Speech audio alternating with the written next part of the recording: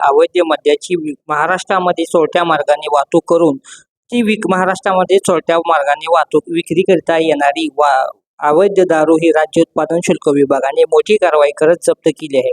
माळशिरस तालुक्यातील मळवली परिसरामध्ये सापळा रचून गोवा राज्यामध्ये निर्मित झालेली आणि महाराष्ट्रामध्ये विक्रीकरिता प्रतिबंधित असलेली विदेशी मद्य वाहतूक करणारा ट्रक ताब्यात घेऊन सुमारे 1,24,71,000 रुपयांचा मुद्देमाल जप्त करण्यात आला आहे. या प्रकरणी 2 आरोपींना महाराष्ट्र दारूबंदी कायदा अंतर्गत गुन्हा दाखल करण्यात आला असून 2 आरोपींना पोलिसांनी अटक केलेली आहे. सुमारे 1,24,71,000 रुपयांचा अवैध मुद्देमाल जप्त करण्यात आला आहे. या प्रकरणी 2 आरोपींना महाराष्ट्र दारूबंदी अधिनियमांतर्गत गुन्हा दाखल करण्यात आलेला आहे. दिनांक 12 जुलै संध्याकाळी मिळालेल्या माहितीनुसार एक अशोक लेलँडचा ट्रक जो गोवा निर्मित मद्य विशेषतः व्हिस्की तो परराज्यातील मद्य अवैध मार्गे वाहतूक करत असल्याची खात्रीशीर बातमी मिळाली. त्यानुसार आमचे माळशिरस टीम यांनी नाकेबंदी करण्यात आली व त्याच्यात सांगोला इंदापूर मार्गावर मळवली गावात एक अशोक लेलँडचा ट्रक 700 बॉक्ससह 750 mlच्या 700 बॉक्ससह पकडण्यात आला, ज्याची मुद्देमालाची किंमत 1,25,00,000च्या घरात आहे. ही आत्तापर्यंत सोलापूर एक्साईजमधील सर्वात मोठी कारवाई आहे आणि त्या कारवाईचं क्रेडिट नक्कीच माळशिरस टीमचं आहे. तपास अधिकारी सौरभ भोसले साहेब, निरीक्षक भवड साहेब व त्यांच्या टीमचीच ही मेहनत आहे. कुठून होता नक्की माल, म्हणजे कुठून भरला होता वगैरे काय? गोव्यातून, आणि गोव्याच्या व महाराष्ट्राच्या किमतीत जो फरक आहे मुद्देमालाच्या, त्याच्यामुळे गोव्याकडील माल येत असतो, पण ह्या क्वांटिटीवर आणि माळशिरसमध्ये अपेक्षित नव्हता. म्हणजे आपल्या रेग्युलर कारवाया सुरूच आहे की पुणे विषारी दुर्घटनेच्या पार्श्वभूमीवर सोलापूर एक्साईज ऑपरेशन समन्वय राबवत आहे, ज्याच्यात माननीय जिल्हाधिकारी एस कार्तिकेयन साहेब यांनी सर्व विभागांचं, ज्याच्यात वन विभाग झालं, महसूल विभाग झालं, पोलीस यंत्रणा, हे सर्वांच्या सहकार्याने आपली कारवाई वाढलेली आहे अवैध मद्य निर्मितीची.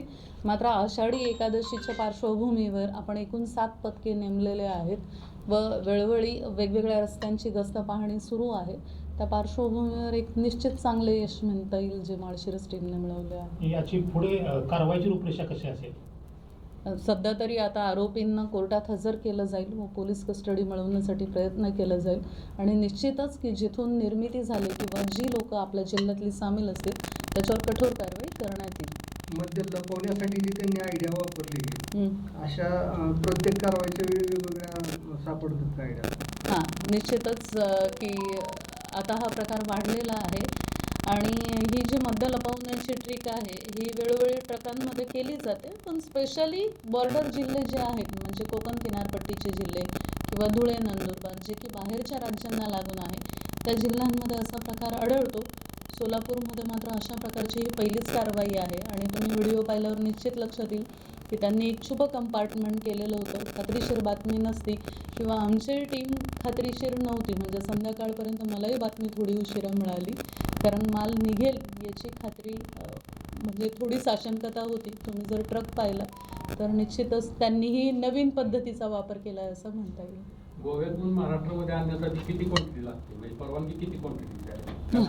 अशी परवानगीच नाही आहे.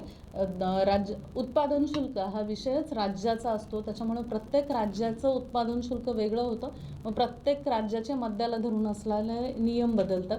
तर आपल्या महाराष्ट्रातील निर्माण झालेलंच मद्य महाराष्ट्रात वापरलं जावं असा कायदा सांगतो, त्याच्यामुळे गोव्यातील असू द्या किंवा कर्नाटकमधील असू द्या ते अवैधच मद्य म्हटलं पाहिजे. आता ही जी किंमत आपण दाखवली 1.25 कोटी, ही व्हॅल्युएशन गोव्यातल्या किमतीच्या का आपल्या किमतीनुसार? आपल्या किमतीनुसार 1.25 कोटी. याची मालकावर कारवाई होऊ शकते का मॅडम, वाईनच्या मालकावर? निश्चितच, म्हणजे मूळ उखडून काढणं व तपास नीट करणं या पुढच्या अनुषंगिक स्टेप्स असतीलच आणि त्याचा निश्चितच शोध घेतला जाईल पुढच्या टप्प्यात. गोव्यापासून इथपर्यंत कितीतरी चेकिंग नाकेला त्याचं कुठं सापडलं नाही सापडलं. ते आहे सगळीकडे आपलं चेकपोस्ट आहे, स्टेट एक्साईजची चेकपोस्ट आहे आणि दिवसभरात जेवढ्या संख्येने ट्रक पास होतात, तुम्ही ट्रकचा तो व्हिडिओ पाहिलेला असेल, म्हणजे प्रत्येक ट्रक थांबवून पाहणं ही खात्रीशीर बातमी असल्यामुळेच ते शक्य झालं. अदरवाईज ज्या संख्येत आपलं ट्रान्सपोर्टेशन आहे त्या संख्येत, आणि ते बाहेरनं दिसूनच येत नव्हतं, ते आमच्या टीमने तर सोडलं नाही किंवा खात्रीशीर बातमी असल्यामुळे, अदरवाईज कंपार्टमेंट असल्यामुळे माझ्या मते प्रथमदर्शनी ते कोणालाच लक्षात आलं नसतं. आजकाल गुन्हेगारही नवीन नवीन युक्त्या वापरतात असं आपण म्हणू शकतो. माल मॅडम कुठं चालला होता नक्की? धुळे. धुळे.